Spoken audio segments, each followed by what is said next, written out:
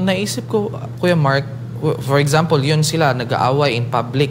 Pwede ba sila magkasuhan ng oral defamation sa isa't isa? Or may... Yes.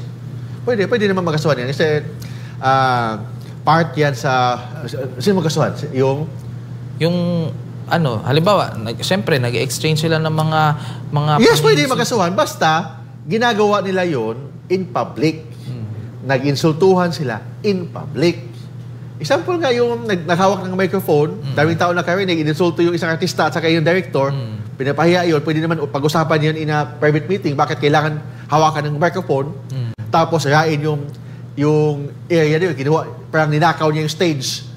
Di ba? Parang alam naman natin, yung stage yun, daming nakarinig, daming mga media, may director, may artista.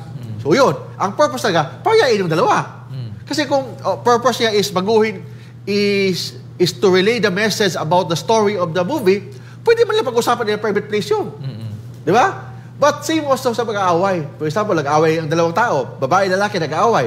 Kung sila lang dalawa nag-aaway, normal yan. Mag-aaway yung mag-shota, mag-aaway yung mag-boyfriend, girlfriend, mag-aaway yung mag-asawa, normal yan. Part yan sa pag-ibig, ang pag-aaway. Pero, kung nag-aaway kayo, pag nag-insultuhan kayo, ininsulto mo isang tao, in public, hindi na yan matatawag na parte ng pag-ibig, parte ng relasyon. Ang purpose mo talaga is insultuhin siya, yung kanyang name, yung kanyang reputation, yung kanyang honor, and that is considered oral defamation. Maybe